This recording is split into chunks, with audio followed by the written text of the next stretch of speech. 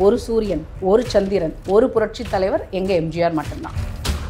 அவருமே கிட்டத்தட்ட அவருடைய மக்கள் இயக்கம் மூலமாக நிறைய நல்லது செஞ்சுருக்கேன் அப்படின்ற மாதிரியான. எத்தனை நல்லது பண்ணியிருக்கீங்க?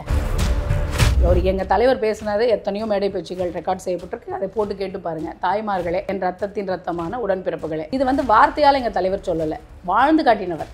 அந்த மாதிரி உங்களுடைய சொந்த பணத்தில் எத்தனை பேருக்கு உதவி பண்ணியிருக்கீங்க சார்? இந்த மாநாடு முழுக்க முழுக்க ஒரு இன்ஃப்ளூயன்சர் மீட்டிங்னு சொல்லலாம். ஜாதி, மதம், இனம், மொழி இதுக்கு அப்பாற்பட்டு அரசியல் ஒருத்தரால் பண்ண முடியும்னா புரட்சி தலைவர் எம்ஜிஆரால் மட்டும்தான் முடியும். அவர் ஆத்மாவே அங்கே சந்தோஷமாக இருந்திருக்காது. அந்த கட் அவுட்டில் நிற்கும் பொழுது, தம்பி என்னப்பா பண்ணுற? உண்மையாக அவர் இப்போ இருந்திருந்தா விஜய் பிரதரை பார்த்து என்ன கேட்டிருப்பாருன்னா, மாநாடை கூட்டிடுறீங்க, மாநாடுக்கு மக்கள் வர்றாங்க, உங்களோட ரசிகர்கள் வராங்க, இப்போ உங்களுடைய கட்சி தொண்டர்களாக இருக்கிறாங்க, வராங்க, ஓகே, நீங்கள் பேச ஆரம்பிக்கிறீங்க பிரதர். பேச ஆரம்பிச்சுட்டு உங்களை பார்க்கணுங்கிறது மட்டும்தான் அவங்களோட ஒரு எண்ணமாக இருக்குது. சரி, உங்களோட நடைமுறை, நீங்கள் உங்களோட கொள்கை கோட்பாடு, எதை நீங்கள் எதிர்க்கிறீங்க, எதை நீங்கள் வரவேற்கிறீங்க, இதை கேட்கக்கூடிய பொறுமை கூட இல்லை என்றால். நாளை நமது நேயர்களுக்கு வணக்கம். தமிழகத்தின் தற்போதைய அரசியல் நிகழ்வு குறித்து பேசுவதற்காக அதிமுகவின் தகவல் தொழில்நுட்ப பிரிவு சென்னை மண்டல இணைச் செயலாளர் திருமதி தனஸ்ரீ நம்மோடு இருக்கிறார். அவர்கிட்ட பேசலாம். வணக்கம் மேடம். வணக்கம். இந்த நாளை நமது யூடியூப் சேனல் வாயிலாக உங்கள் எல்லாரையும் சந்திக்கிறதுல எனக்கும் மற்றற்ற மகிழ்ச்சி. இந்த வாய்ப்பை கொடுத்த நம்ம நண்பருக்கு என்னுடைய நன்றியை தெரிவிச்சுக்கிறேன். புரட்சி தலைவர், புரட்சி தலைவி அம்மா அவர்களை வணங்கி, எங்கள் கழக பொதுச் செயலாளர் அவர்களோட ஆசீர்வாதத்தோடு இந்த கழகம் இன்னும் 100 ஆண்டு காலம் வெற்றி பயணத்தை நோக்கி நாங்கள் வந்துட்ருக்கோம். அடுத்து 2026ஆம் ஆண்டும் எங்களுடையதே. சொல்லுங்கள் சார். விஜயோடைய இந்த அரசியல் பயணம் புரட்சி தலைவர் எம்ஜிஆர், பேரறிஞர் அண்ணாவை முன்னிறுத்தி தன்னுடைய மாநாட்டில் துவங்கியிருக்காரு. இது எப்படி, இந்த அரசியல் எப்படி பார்க்குறீங்க நீங்கள்? நான் ரியல் ஹீரோவை பற்றி பேசணுமா இல்லை ரியல் ஹீரோவை பற்றி பேச சொல்கிறீங்களா? என்னடா இந்த கேள்வி கேட்குறாங்களே, நம்ம ஒரு கேள்வி கேட்டால் மேடம் நம்மளை இன்னொரு கேள்வி கேட்குறாங்களேன்னு நீங்கள் நினைக்கலாம். சார், சிம்பிளாக ஒரு விஷயம்தான். இங்கே மக்கள் மத்தியிலையும் சரி, எங்களோட தொண்டர்கள் மத்தியிலையும் சரி, எங்கள் எல்லாருக்குமான ஒரே ஒரு கேள்வி விஜய் சார்கிட்ட நான் இது வாயிலாகவே கேட்டுக்கிறேன். நீங்கள் எங்களோட தலைவர், எங்களுடைய தலைவர்னு கூட சொல்லக்கூடாது, நம்மளுடைய தலைவர். ஏன்னா காலத்தை வென்ற காவிய நாயகன் புரட்சி தலைவர் அப்படின்னா அவர் மறைந்தும் இருந்து கொண்டிருக்கிறார், வாழ்ந்து கொண்டிருக்கிறார். மக்கள் மனசில் இல்லை சார், மக்களோட மக்களாக, அவங்களோட உயிராக, உணர்வாக வாழ்ந்து கொண்டிருக்காரு. அப்படி இருக்கும் பட்சத்தில் அவரை பற்றி நீங்கள் புகழலாம், பேசலாம், அவரோட பேரை பயன்படுத்திக்கலாம், அதெல்லாம் பிரச்சனை இல்லை. ஆனால் ஒரு சூரியன், ஒரு சந்திரன், ஒரு புரட்சி தலைவர் எங்கள் எம்ஜிஆர் மட்டும்தான். அவரை முன்னோக்கி அவரோட வழிகாட்டுதலின் பேரில் தான் எங்களோட கட்சியை இவ்வளோ தூரம் நாங்கள் கிராஸ் பண்ணி வந்திருக்கோம். எங்களோட கழக புரட்சி தமிழர் எங்களோட எடப்பாடியார் அவர்கள் எங்களுக்கு சொல்கிற விஷயமும் அதுதான். ஒரு தலைவன், ஒரு கழகம் அப்படின்னா அதோட கோட்பாடுகளும் அதை நாங்கள் சார்ந்து வர விஷயங்களும் எப்படி இருக்குது, அதை நீங்கள் கரெக்டான முறையில் கற்றுக்கிட்டிங்களா? நாங்கள் அவரை பற்றி பேச முன்னெடுக்கும் பொழுதும் எங்களோட புரட்சி தமிழர் எங்களுக்கு சொல்கிறது என்னென்னா, அவரை பற்றி முழுசாக தெரியுமா, இன்னும் தெரிஞ்சுக்க வேண்டியது அவ்வளோ இருக்குது. அப்படி இருக்கும் பொழுது நான் நம்மளுடைய தோழர் விஜய் அவர்களுக்கு சொல்கிறது, ஏன்னா எங்களையும் ஒரு தோழிகள் தான் சொல்கிறாரு, எங்களுக்கு ரொம்ப சந்தோஷம். படத்தின் வாயிலாக எல்லாருக்கும் உங்களோட ரசிகர்கள் தான், அதில் மாற்று கருத்தே இல்லை. கண்டிப்பாக நல்ல நடிப்பில் உங்களை நாங்கள் எதுவுமே சொல்லலை. அரசியலை பொறுத்த வரைக்கும் இன்னும் கொஞ்சம் நீங்கள் காத்துக்கலாம். என்னடா இது இப்படி சொல்லிட்டீங்களேன்னா, அது எங்களோட மாநாடு இதே மதுரை மண்ணில், இதே மதுரை மாநாடு எங்களோட கழகமும் அனைத்து இந்திய அண்ணா திராவிட முன்னேற்ற கழகமும் நடத்துச்சு. அதை கண்டிப்பாக எல்லாருமே பார்த்துருப்பீங்க. எங்களுக்கு திராவிட மாடல் அரசு மாதிரி எங்களுக்கு இன்னும் ப்ரொஜெக்ட் பண்ணிக்க தெரியல அப்படின்னு சொல்லலாமா? இல்லை எங்களுக்கு அதை விட ஆக்கப்பூர்வமாக செய்கிறதுக்கு நிறையா வேலைகள் இருக்குது. நீங்கள் ஒரு நடிப்பு ரீதியாக சொல்லணும்னா நிச்சயமாக உங்களோட நடிப்பு, நீங்கள் ஒரு சிறந்த ஒரு நடிகர், அதில் மாற்று கருத்தில்லை. ஆனால் அறிஞர் அண்ணாவையும் புரட்சி தலைவரையும் முன்னிறுத்தி அரசியலுக்கு நீங்கள் வரணும்னு ஆசைப்படுறீங்களா? எங்களோட மனமார்ந்த வாழ்த்துக்கள். ஆனால் புரட்சி தலைவர்னு சொல்லிக்க முடியாது சார். அந்த இடம் அவருக்கு மட்டுமே, அவருக்கு உரித்தானது தான். இல்லை, அவரை முன்னிறுத்தி அவருடைய அரசியலை நானும் ஒரு எம்ஜிஆர் போல தான் இந்த அரசியல் செய்யப்படும்னு சொல்கிறாரு. இல்லை, அதை தான் நான் சொல்ல வரேன் சார். புரட்சி தலைவரை பற்றி சொல்லணும்னா நம்ம பேசுகிறோன்னா இந்த ஒரு எபிசோடு போதாது. எத்தனை நல்ல விஷயங்கள். இப்போ அதான் சொன்ன, காலத்தை வென்ற காவிய நாயகன் ஒரே வார்த்தையில் சொன்னதுக்கு ரீசன் என்னன்னு கேட்டிங்கன்னா, இன்னமும் அவர் புகழ் ஓங்கணும்னா ஒரு புகழ் எப்படி சார் ஓங்கும்? எத்தனை நல்லது பண்ணியிருப்பாரு. நீங்கள் அந்த மாதிரி வரணும்னு நினைக்கிறீங்க இல்லையா? எங்களுக்கு சந்தோஷம், நாங்கள் வரவேற்கிறோம். ஆனால் நான் எம்ஜிஆர் மாதிரி தான் சொல்லிக்கணும்னா தப்பாக எடுத்துக்காதீங்க. அது நிச்சயமாக அதை எங்களால் ஏற்றுக்க முடியாது. நாங்கள் மட்டும் இல்லை சார், அவர் ஆத்மாவே அதை ஏற்றுக்காது. இல்லை, அவருமே கிட்டத்தட்ட அவருடைய மக்கள் இயக்கம் மூலமாக நிறைய நல்லது செஞ்சுருக்கேன் அப்படின்ற மாதிரியான எத்தனை நல்லது பண்ணியிருக்கீங்க சார்? வலது கை கொடுக்குறது இடது கைக்கு தெரியக்கூடாதுன்னு சொல்லுவாங்க. அது ஒரு விதமான ஒரு வார்த்தை மொழியாக இருந்தாலும் சரி, அது பழமொழியாக இருந்தாலும் சரி, பழமையான மொழியாக இருந்தாலும் சரி, எப்படி இருந்தாலும் வள்ளல் சார், புரட்சி தலைவர் வள்ளல். அவர் நடித்த, அவர் சம்பாதிச்ச அத்தனை மொத்த காசையும் என்னுடைய மக்களுக்குன்னு கொடுத்தவர். சரி சார், கழக தொண்டர்கள் அவரோட உயிராக பார்த்தார் சார். எடுத்த உடனே அவர் பேச ஆரம்பித்தது திரு விஜய் அவர்களை கேட்டுக்கிறேன். அவர் எங்கள் தலைவர் பேசினது எத்தனையோ மேடை பேச்சுகள் ரெக்கார்ட் செய்யப்பட்டிருக்கு. அதை போட்டு கேட்டு பாருங்கள். தாய்மார்களே, என் ரத்தத்தின் ரத்தமான உடன்பிறப்புகளே, இது வார்த்தையால் எங்கள் தலைவர் சொல்லலை, வாழ்ந்து காட்டினவர் இல்லையா? அந்த மாதிரி உங்களுடைய சொந்த பணத்தில் எத்தனை பேருக்கு உதவி பண்ணியிருக்கீங்க சார்? அதை சொல்லுங்கள் சார். நாங்கள் எங்கள் சார்பாக உங்களை கேட்டுக்கிறோம் சார். நீங்கள் உங்களோட சொந்த பணத்தில் எத்தனை பேருக்கு உதவி செய்திருக்கிறீர்கள்? மக்களுக்காக இருக்கட்டும், நீங்கள் சொல்லும் இயக்கமாக இருக்கட்டும், உங்களுடைய தொண்டர்களுக்கு நீங்கள் உங்களோட ரசிகர்களை இப்போ தொண்டர்களாக மாற்றிருக்கிறீங்க. உங்கள் ரசிகர்கள் அவங்களோட சொந்த காசை போட்டு மக்களுக்கு உதவி பண்ணுறாங்க. அப்போ இங்கே உண்மையான ஹீரோ யார் சார்? ஒட்டுமொத்தமாக இந்த மாநாடை நீங்கள் எப்படி பார்க்குறீங்க? விஜயோடைய பேச்சு, இந்த மாநாடை எப்படி பார்க்குறீங்க? இந்த மாநாடு முழுக்க முழுக்க ஒரு இன்ஃப்ளூயன்சர் மீட்டிங்னு சொல்லலாம். காரணம் என்ன மேடம் அப்படின்னு கேட்டிங்கன்னா, அவரோட திரை உலக நண்பர்கள், திரை உலக பிரபலங்களுமே எங்கிட்ட, எனக்கும் கொஞ்சம் அவங்க கூட ஒரு நல்ல நட்பு இருக்கிறதுனால மீடியா ரீதியாக எங்கிட்ட அவங்க ஷேர் பண்ணிக்கும் பொழுது அவங்க சொல்கிறது என்னென்னா, இந்த இன்ஃப்ளூயன்ஷியல் விஷயம் இருக்குது இல்லையா, இப்போ என்னை திரை உலகம் மூலியமாக தெரியுதுன்னா அதை நல்ல விஷயத்துக்கு பயன்படுத்துங்க, தப்பே இல்லை. அதுக்காக உடனே நம்ம இதை உடனே சொன்ன உடனே ஃபஸ்ட்டு அவங்க எடுத்து வைக்கிற முதல் கேள்வி என்னவாக இருக்கும் தெரியுமா? அப்போ நாங்கள்லாம் வரக்கூடாதா? திரை பிரபலங்கள் நாங்கள் அரசியலுக்கு வரக்கூடாதா? நாங்கள் அப்படி சொல்லவே இல்லை. ஏன்னா எங்களுடைய இதய தெய்வமே அப்படித்தான். ஆனால் இதய தெய்வத்தை அழைத்து கொண்டு வந்தது யார் தெரியுமா? நீங்கள் முன்னிறுத்தக்கூடிய அறிஞர் அண்ணா. எங்கள் இதய தெய்வம் நானாக வருகிறேன்னு சொல்லலை, அண்ணா கூப்பிட்டார் சார். நான் சொல்லலை சார். எனக்கு முன்னாடி இருக்கிற என்னோட கழகத்தை சார்ந்த என்னோட முன்னோடிகள் எனக்கு சொல்லிக் கொடுத்த பாடம். என் தந்தையார், அவரால் தான் நானும் இந்த கழகத்துக்கு ஈர்க்கப்பட்டேன். அதெல்லாம் விட சின்ன வயசுலேருந்தே சாப்பாடு ஊட்டும் பொழுதே புரட்சி தலைவரை காமிச்சே ஊட்டினவங்க, நிஜத்தை கண்ணெதிர பார்த்து வளர்ந்தவங்க நாங்கள் நான் தான் திரும்பி சொல்கிறேனே, புரட்சி தலைவர் அப்படியா மேடம், உங்களுக்கு புரட்சி தலைவர் எந்த விதத்தில் உதவினார் அப்படி கேட்டால் எவிடன்ஸோடு எங்களால் முன்னாடி வைக்க முடியும். அவர் வள்ளல் அப்படின்ற ஒரு வார்த்தையில் அடக்கிடவே முடியாது சார்.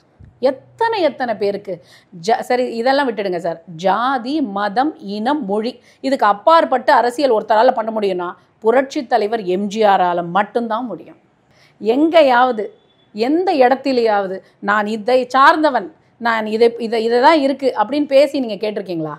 அவருடைய நான் எதுவுமே சொல்ல வேண்டாம். நீங்கள் அதோட படைப்புகள், அவர் கொண்டு வந்த எல்லாத்தையும் போட்டு பாருங்கள். அவரோட வாழ்க்கை, அவர் வாழ்ந்த வரலாறு கற்றுக் கொடுக்கும் நம்மளுக்கு எப்படி வாழணும். நான் விஜய் சார்கிட்ட, விஜய் பிரதர்கிட்ட இல்லை ஃப்ரெண்ட்லியாகவும் நான் கேட்டுக்கிற ஒரே விஷயம் அதுதான். நீங்கள் தான் அறிஞர் அண்ணாவும் தலைவரையும் முன்னிறுத்தி நான் வரேன், நான் அவரை மாதிரி தான் சொல்லிக்கிறதுல ஒரு சின்ன எங்களுக்கான மாற்று கருத்து என்னென்னா, அவரை ரசிங்க. ஒரு ரசிகனா ரசிங்க, நிறைய கற்றுக்கங்க. நீங்கள் வரணும்னு ஆசைப்படுறீங்க, அதுக்கு எங்களுடைய வாழ்த்துக்கள். ஆனால் நான் அவரோட பிரதிபலிப்பு அவர் மாதிரி அப்படின்னு சொல்கிறத எங்களால் ஏற்றுக்க முடியாது. காரணம், நீங்கள் அதுக்கு இன்னும் உங்களை மெருகேற்றிக்க வேணும்.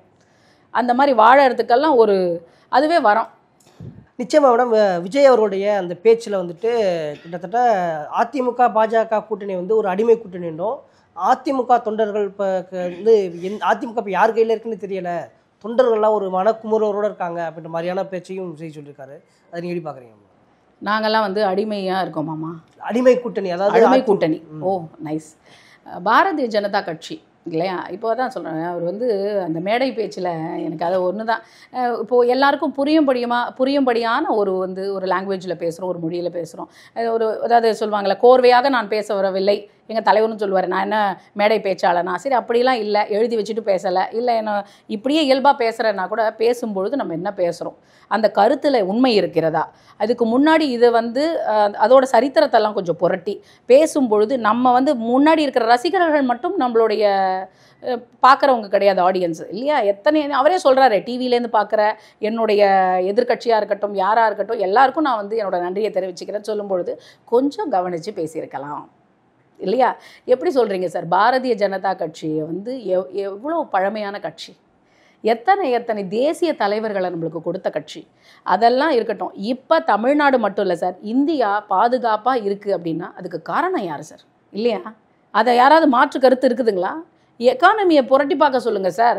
மேடை ஏறுறதுக்கு முன்னாடியே கொஞ்சம் எக்கானமி நம்ம பேப்பரெல்லாம் நம்ம எல்லாருக்கும் சொல்லி கொடுக்கறது தானே, படிக்க சொல்லுங்கள். டெய்லி நடக்கிறது தெரியுமே. செய்யலைங்கிற ஒரு 4 விஷயத்த முன்னாடி வைக்கிறல்ல, செஞ்ச விஷயத்தை ஏன் பேச மாட்டேங்கிறீங்க?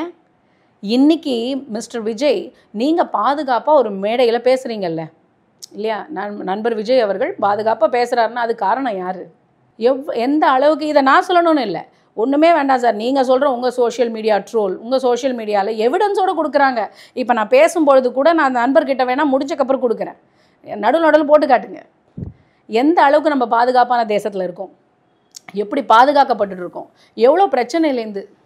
அதுக்கு ஒரே ஒரு உதாரணம் போதும் இல்லை சார்? இந்த மகளிரை வச்சு சிந்தூர்னு இப்போ ரீசெண்டாக யாராவது இதுக்கு முன்னாடி யாராவது செஞ்சுருக்காங்களா சார்? இதுக்கு அப்புறம் யாராவது செய்வாங்களா? நம்பிக்கை இருக்குது. நம்மளோட திரு நரேந்திர மோடி அவர்கள் வந்து அவரை வந்து வாழ்த்தலைனாலும் பரவாயில்ல, தயவு செய்து தூத்த வேண்டாங்கிறது என்னுடைய ஒரு சாதாரண, நான் எங்கள் கட்சியோடு அவர் கூட்டணி வச்சுட்டாரு அப்படிங்கிறதுக்காகவோ இல்லை வந்து வேறு எந்த மோட்டிவும் எங்களுக்கு இல்லை. ஒரே ஒரு விஷயம் என்னென்னா, நம்மளுக்கு நல்லது செஞ்சு நம்ம ஒரு பாதுகாப்பான உணர்றோம். நம்ம வந்து இன்னமும் இண்டிபெண்டன்ஸை வந்து போற்றிட்டுருக்கோம், புகழ்ந்துட்டுருக்கோம். இந்த இடத்துல ஒரு பாதுகாப்பாக வாழறோன்னா அதுக்கு கரெக்டான நபர் அவர். அதனால் நிச்சயமாக அதை அவர் சொல்லவே முடியாது, அடிமைத்தனம்னு சொல்ல முடியாது. எடப்பாடியார் அவர்களோட ஒரு அறிவுபூர்வமான ஒரு முடிவுன்னு சொல்லலாம். நிச்சயமாக மேடம். அதான் இப்போ விஜய் அவர்கள் வந்து அதிமுக இப்போ யார் கையில் இருக்குன்னே தெரியலை, ஒரு அதிமுக தொண்டர்கள்லாம் ஒரு குழு மன வேதனையோடு இருக்காங்கன்னு சொல்கிறாரு. உண்மையிலேயே அதிமுக தொண்டர்லாம் வேதனையோடு இருக்காங்களா மேடம்? ஆமாம் சார், அதிமுக தொண்டர்கள் வேதனையோடு தான் இருக்காங்க. என்ன வேதனைன்னா, அண்ணன் எடப்பாடியார் அண்ணங்கிட்ட நாங்கள் எல்லோரும் கேட்குறது, அண்ணன் எப்போ வருவீங்க?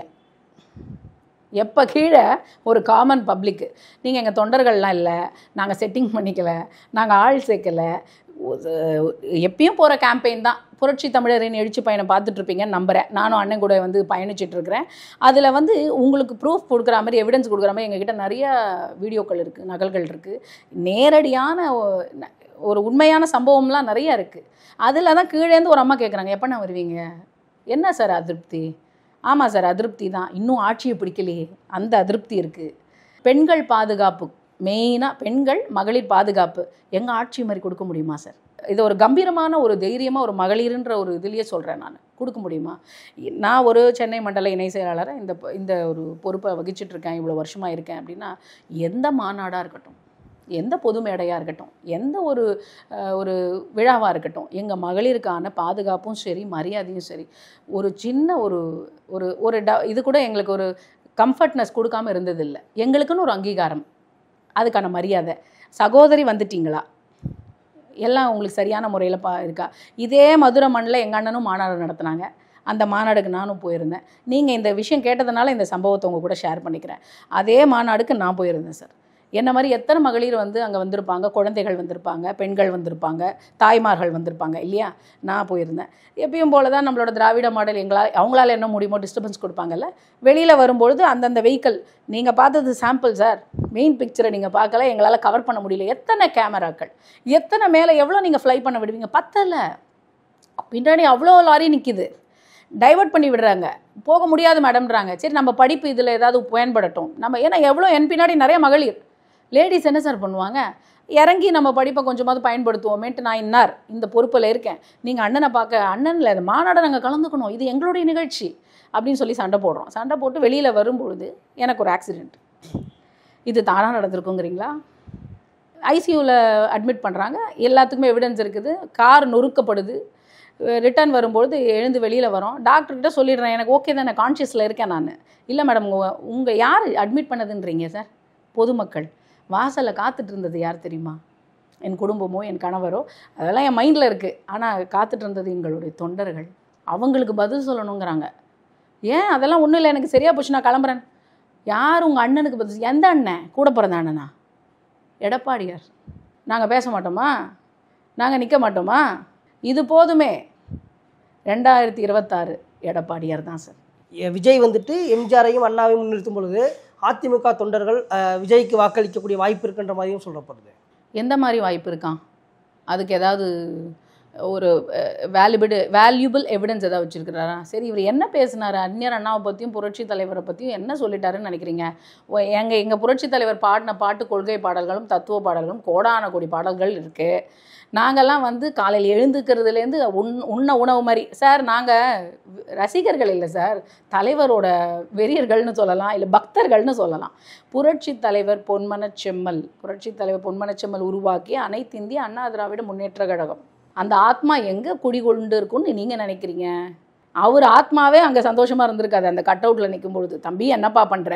உண்மையாக அவர் இப்போ இருந்திருந்தா விஜய் பிரதரை பார்த்து என்ன கேட்டிருப்பாருன்னா, தம்பி என்னப்பா பண்ணுற? சரியான பாதையில் என்னுடைய மக்கள் போயிட்டுருக்குறாங்க, என்னோடய பசங்க, என்னோடய கழக தொண்டர்கள் சரியான பாதையில் இப்போ போயிட்டுருக்காங்க, நீ ஏன் டைவர்ட் பண்ணுற அப்படின்னு தான் கேட்டிருப்பார்.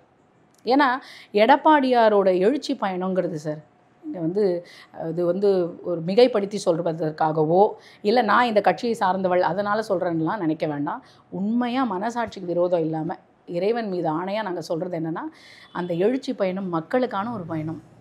தமிழ்நாட்டை மீட்டெடுத்தே ஆகணுங்கிற சுச்சுவேஷனில் இருக்கோம் சார். ஒரு நாளைக்கு எத்தனை க்ரைம் ரேட் எடுத்து பாருங்கள் சார். ஒரு நாளைக்கு எத்தனை கொலைகள், எத்தனை கற்பழிப்பு. சில விஷயத்த சொல்ல முடியும் சார், சில விஷயத்தை நீங்கள் சொல்லவே முடியாத அளவுக்கு நடக்குது. ஏடிஎம்கேல இருந்ததுன்னா உண்மையாக இருந்ததுங்க சார். ஒரு ஆட்டோ ஓட்டுநர், இதுக்கு முன்னாடியும் நான் சொல்கிறது அதுதான், ஆட்டோ ஓட்டுநரை நான் இன்ஃப்ளூயன்ஸ் பண்ண முடியாது, கூலி தொழிலாளியை நான் இன்ஃப்ளூயன்ஸ் பண்ண முடியாது, வீட்டில் வேலை செய்யும் மகளிர்களை நான் இன்ஃப்ளூயன்ஸ் பண்ண முடியாது. ப்ரொஃபஷ்னல்ஸ் அது சார், காவல்துறை அதிகாரி என்கிட்ட ஷேர் பண்ணிக்கிறாரு சார், நம்புவீங்களா? அவங்க சொல்கிறாங்க, மன உளைச்சல். அம்மா இருந்தபோது எனக்கு கொடுத்த அங்கீகாரம் என்ன தெரியுமா? மகளிர் போலீஸ் சார். எத்தனை மகளிர் போலீஸ் இப்போ பாதுகாப்பாக இருக்கிறதா நீங்கள் நினைக்கிறீங்க? எவ்வளோ லேடிஸு அம்மா இருந்தபோது. லேடிஸுக்குன்னா பாதுகாப்பு எங்கள் அம்மா ஆட்சியில் தான் அவங்க நிரூபித்து. நான் சொன்னேன், என்னுடைய முன்னாடி தலைவர்கள் வாழ்ந்து காட்டிட்டு போன இடம், தடம் பதித்த இடம். அதனால் நீங்கள் அறிஞர் அண்ணாவை முன்னிறுத்தினாலும் சரி, புரட்சி தலைவரை முன்னிறுத்தினாலும் சரி, ஓட்டு வங்கியை பிரிக்கலாங்கிற கனவு இருந்தால் தயவு செய்து அந்த கனவு மெய்ப்படாது. அவர் ஒரு போலியான பிம்பத்தை உருவாக்க நினைக்கிறாரே தவிர இது உண்மை அல்ல. காரணம், மக்கள் தெளிவாக இருக்கிறார்கள். மக்கள் எனக்கு என்னுடைய குழந்தை தான் எனக்கு இன்ஸ்பிரேஷன். என் குழந்தை 5th ஸ்டாண்டர்ட் 6th ஸ்டாண்டர்ட் படிக்குது, அவ்வளோதான். அதோட ஏஜோ நாலேஜ் என்னவாக இருக்கும்னு நினைக்கிறீங்க? அந்த ஒரே ஒரு மாநாடை நாங்கள் டிவியில் தான் பார்க்குறோம். பார்த்துட்ருக்கும் பொழுதே சொல்கிறது, ஹீ இஸ் இன்ஃப்ளூயன்சிங். என்ன அப்படின்னா என்னம்மா சும்மா கேட்போமே, என்னம்மா தெரியாதம்மா உங்களுக்கு? இல்லை, ஏன் உனக்கு ஏன் பாப்பா அப்படி தோணுது, ஏன் நீங்கள் அப்படி சொல்கிறீங்க? இன்ஃப்ளூயன்ஸ் பண்ணுறாங்க. ஏன்னா அவங்க படம்னா எல்லாருக்கும் பிடிக்கும், ஆப்வியஸ்லி இன்ஃப்ளூயன்ஸ் பண்ணுறாங்க. அவங்களுக்கு புரிஞ்சதை மட்டும் நான் கேட்குறேன். நான் கேட்குறது தப்பாக இருந்தால் மன்னிச்சிங்க. நீங்கள் மாநாடை கூட்டிடுறீங்க, மாநாடுக்கு மக்கள் வர்றாங்க, உங்களோட ரசிகர்கள் வராங்க, இப்போ உங்களுடைய கட்சி தொண்டர்களாக இருக்கிறாங்க, வராங்க, ஓகே. நீங்கள் பேச ஆரம்பிக்கிறீங்க பிரதர், பேச ஆரம்பிச்சுட்டு முடிக்கிறது உங்களை பார்க்கணுங்கிறது மட்டும்தான் அவங்களோட ஒரு எண்ணமாக இருக்குது. திண்ணம் என்னவாக இருக்கணும்? எண்ணம் இது, திண்ணம் சரி. உங்களோட நடைமுறை, நீங்கள் உங்களோட கொள்கை கோட்பாடு, எதை நீங்கள் எதிர்க்கிறீங்க, எதை நீங்கள் வரவேற்கிறீங்க, இதை கேட்கக்கூடிய பொறுமை கூட இல்லை என்றால் எப்படி ஆட்சியை பிடிப்பீர்கள்? அப்படி பாதியிலே கலைஞ்சு போயிட்டாங்க. எங்கள் தலைவர் சொல்லுவார், கை தட்டுறவெல்லாம் அவரும் அவங்களுடைய கலைத்துறையிலிருந்து வந்தவர் தான். அவர் ஏன் நின்னார் மேடம், எப்படி ஆட்சி பிடிச்சாருன்னா, வாழ்ந்து காட்டிய வள்ளல். அரசியல்னா அரசியல் எப்படி பயணிக்கணும், கலைத்துறைனா கலைத்துறை எப்படி பயணிக்கணும். கலைத்துறையிலிருந்து வந்தேன்னா, கலைத்துறை என்னுடைய தாய் வீடு, அதிலிருந்து வந்தேன். ஆனால் மக்களுக்காக நான் வாழ ஆரம்பிச்சிட்டேன். மக்கள் பணியே மகேசன் பணின்னு சொன்னவர் தான் எங்கள் தலைவர்.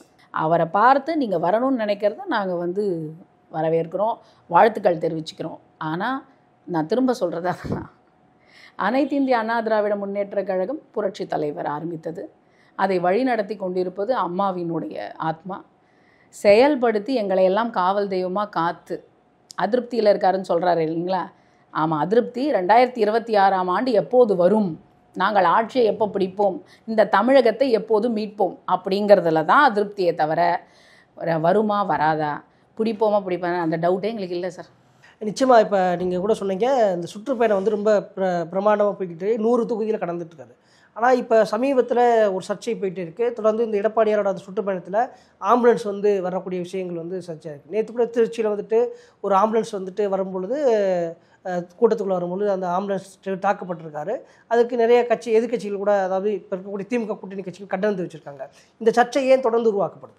பிளான் தானே.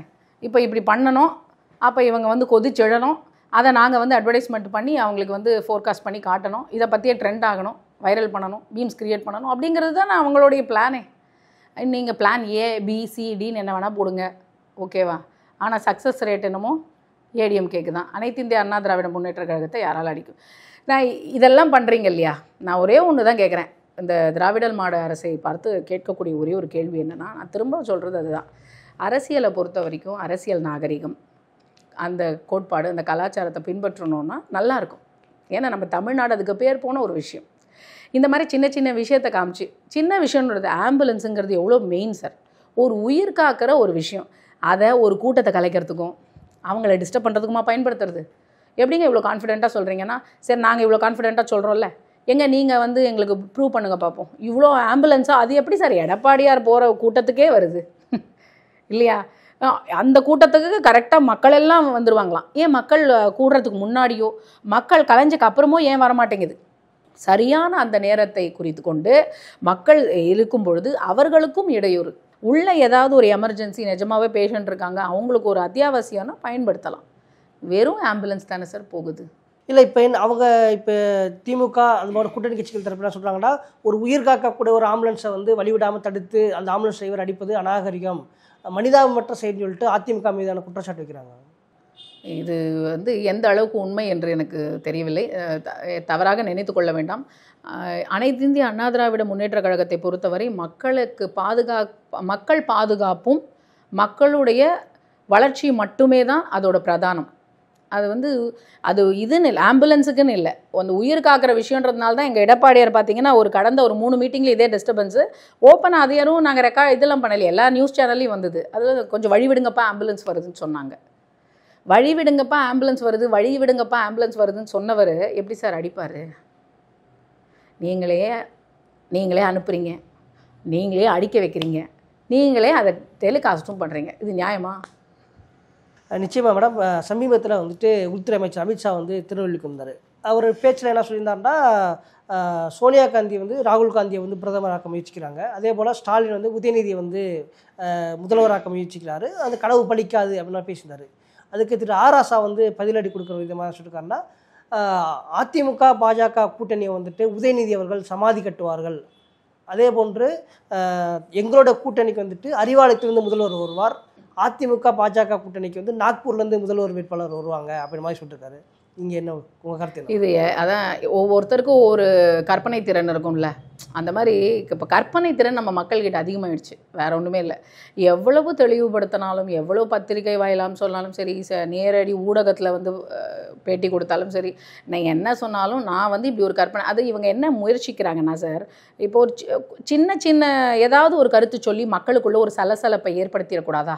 எப்படி அவங்களுக்கு என்னென்னா, இவர் புரட்சி தமிழரின் எழுச்சி பயணம்னு ஆரம்பிச்சிட்டாரு, கோடான கோடி மக்கள் கூப்பிடாமையே வர்றாங்க, எங்கே போனாலும் அண்ணா எப்போ வருவாங்க, அண்ணா எப்போ வருவீங்கன்னு கேட்குறாங்க, அண்ணங்கிறாங்க, தம்பிங்கிறாங்க, ஐயாங்கிறாங்க, சாமின்னு சொல்கிறாங்க சார். நம்புவீங்களா? சாமின்னு சொல்கிறாங்க.